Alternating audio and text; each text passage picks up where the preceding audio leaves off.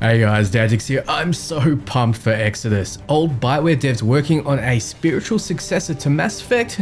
Sign me up. Well, as per Hasbro's earning call, it's suggested that Exodus will be at the Game Awards. I'm expecting a proper gameplay overview. However, to tide us over until then, we recently had another Q&A video with Chad Robertson, the co-founder of Archetype Entertainment, alongside James Olin. Between them, they've worked on games such as Mass Effect and Dragon Age Origins. He's joined by Chris King, the game director. So in this video, we'll go through the interesting things they said about the game.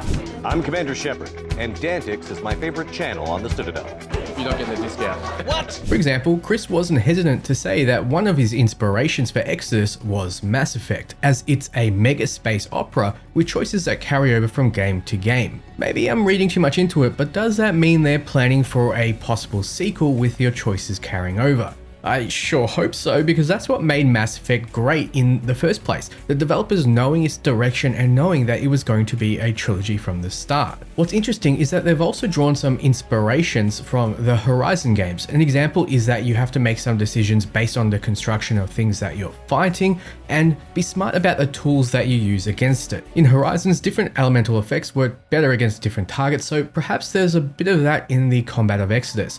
Also, dangerous looking robot enemies that we're completely outclassed against is a definite crossover in terms of themes. Speaking of dangerous, the game has drawn some inspiration from the Metroid and Metroid Prime series. Hopefully that means sexy bounty hunters, but what they're referring to is needing particular tech to get past some obstacles, landing a spaceship in the middle of nowhere, and the feel of loneliness and danger. I recently made a post on X describing how I felt Mass Effect 2 and 3 lost the darkness, the loneliness, and the grittiness from the first. From what I've seen of Exodus, it seems like they want to take us back to that feeling. Space is a dangerous place. Now, before I get slammed in the comments, yes, Mass Effect 2 and 3 had its moments, like the Project Overlord DLC, but I'm referring to the atmosphere rather than the themes. Now, I mentioned obstacles. I'm thinking Mass Effect Andromeda in ways where you're traveling through ancient, far more advanced tech and need a special MacGuffin to get through. In this case, the Traveler, your character, is unique in that they can interact with celestial tech.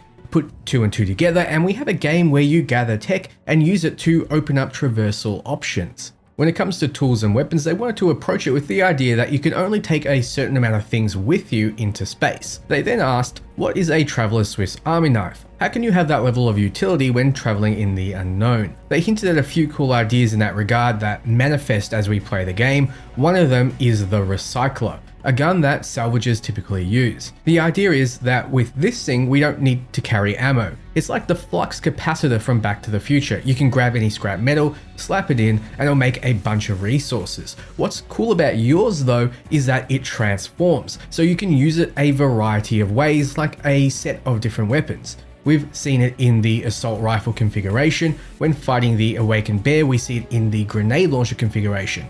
This seems like a sniper configuration of sorts, more power, but it loses the semi-automatic fire. This one is a sort of explosive crossbow, but remember, they did say the right tool for the job. I'm not sure if this assault rifle configuration is the right tool, or these enemies are just tough, but the bullets are very clearly ricocheting off their bodies. What they wanted to get across is that Exodus is an RPG, and that means making meaningful choices. This extends to combat. So yes, you'll be able to stealth, but your friend may have gone in guns blazing, and your other friend may say to you, what, I just talked to this other guy and the combat didn't happen. The devs want those water cooler moments. Yes, they support stealth, they have a couple of companions dedicated to stealth, they have a bunch of toys in the player's kit dedicated to stealth, they have a really cool Aegis suit dedicated to stealth, but if you're not into stealth, you don't have to partake in it, it's entirely optional.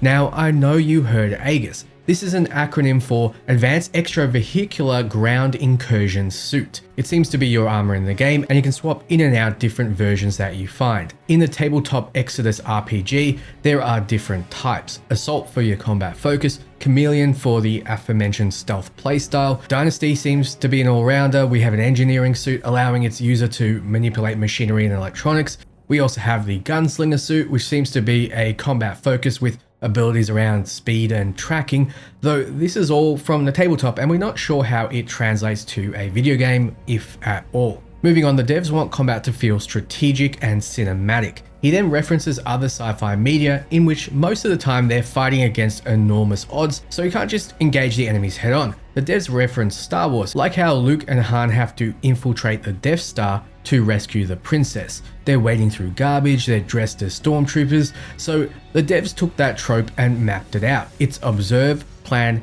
execute, and what they jokingly refer to as the oh shit moment. You sort of plan things out, how you're going to go about solving the puzzle, you start to execute it, but say someone spots you, then you have to improvise. That's the model they use for some combats. Not every single one is going to play out like that, but they love the notion of leaning into player choice and some agency in how you do things while still having a big spectacle. Combat is a choice. You'll be thinking about how to solve this problem and that problem. Now, when I heard all this, I didn't think, okay, we're going to need to stealth past some big groups of enemies. No, I was thinking the tension is cinematic.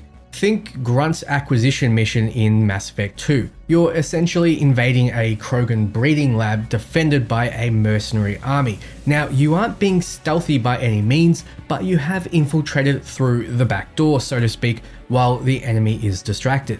So the way you can approach it is still depending on you and your build, but you know the situation required you not to face the army head on. Maybe Exodus takes that one step further and has you plan how you want to approach and where you want to approach from. Continuing on, the devs talk about how one of the core pillars of the game is pursuing ancient celestial technology. Jun is seeking out these through the game to help them save their homeworld. Jun is your protagonist and can be male or female. The morally questionable part is how they use the technology they find and who they use it with. It's less about the actual technology and more about Jun's choices. The way they want to leverage the tech matters for the outcomes of the game. The devs have tried to make the choices of what you do with the tech really complicated, so when they've talked about weighty choices that have a lot of consequences, these are the biggest deciders for that. You're not just weighing the morality of your choices, you're weighing what your companions want to do and they don't often agree.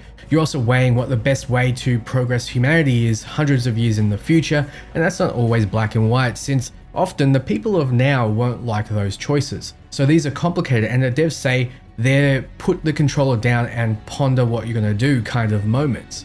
So as a fun tease, Chad asked Chris what his favorite remnants are without saying what they do. Remnants are what they call celestial tech that you're on the hunt for in the game. Chris answers with relativistic predator. While Chad answers with protomatter for sure. The second though is hell of liquid walls. Nice choice, nice. They then end the question there, saying you'll understand when you play the game. I gotta say though, I'm not loving the teasing. On the Exodus website, they go through an example in more detail. But such missions are fraught with danger and peril. Travelers exploring the ruins of long extinct civilizations are as likely to find nightmares as miracles. Any remnant powerful enough to save us also has the power to wipe us out. Such was the fate of many ancient celestial civilizations, like the Detenir who once ruled our homeworld of Lydon. The Detenir vanished suddenly and without explanation. In their pursuit of ever greater advancements, what horrors did they accidentally unleash upon themselves? Remnants are a double-edged sword. If that sword was created using science and technology 10,000 years more advanced than our own, but even if we can't understand how a remnant was made, we can often figure out a way that it can be used. We can adapt, modify, and build on remnants to advance our own society, taking us down unexpected new paths and unlocking branches of scientific discovery that we didn't even know existed. Take the fearsome Apocalypse Titans, massive automated war machines used to decimate entire planets during the Formation Wars.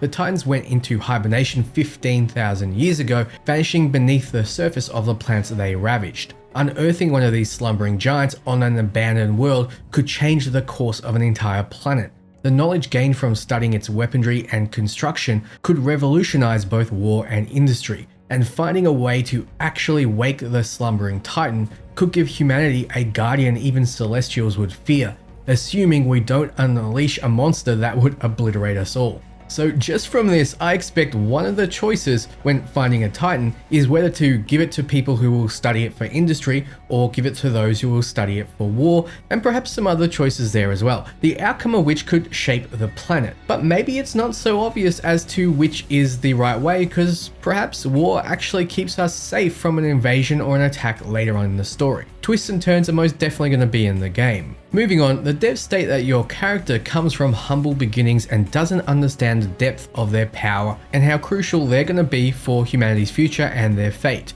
Throughout the game, you'll discover the extent of your abilities and the reasons behind them. But this character's flaws will make them relatable to the player and no doubt make it easy to project yourselves into them. Now, let's talk about enemy variety. When you start the game, you're on your home planet of Lydon. You're fighting more basic enemies. It's human factions and celestial constructs. These constructs are robots that have been left behind to defend technology. They mention this is before you get your spaceship, so I expect this to be very early on and function as a sort of tutorial, since the whole point of the game is space travel and the concept of time dilation. Once you get your ship though, the further you go out, the more dangerous the enemies get. They also get more dangerous at home. You see, there's also the rot to contend with. It's an unseen force that's affecting technology on your home planet and ultimately corrupting the terraforming engines that is making the planet habitable for humans. So trying to understand how rot affects everything is a key part of the story, but it also affects the enemies. Rot's corruption when affecting enemies makes them much more dangerous and aggressive. They hinted at you going out on a mission, returning, and the rot has made constructs there much more deadly. Remember, when you go on Exodus, years, decades, or millennium could have passed. Without a solution to the rot, things will break or get more deadly. So moving on, side quests are not filler content in Exodus. They help the devs deliver on their story goals, they help the player feel connected to the universe, they help you develop relationships with your companions, and of course you will, and I quote, find some cool shit. There may be threads, stories, and companion characters that you don't resonate with, so side quests give you another avenue of learning more or not. If you want to bother opting into upgrading a tool, or maybe you really like a companion so you want to opt into them, wink wink. So they wrap it up by saying you can wishlist the game right now. Why bother though? Well, Steam actually acknowledges how many wish listings a game has gotten and it rewards the devs, so that's why I'm doing it. Once again though, we should find out more about Exodus at the Game Awards, so I look forward to diving in deeper then. Thanks so much for watching, and if you want more Exodus news, you're in the right place. Ciao friends.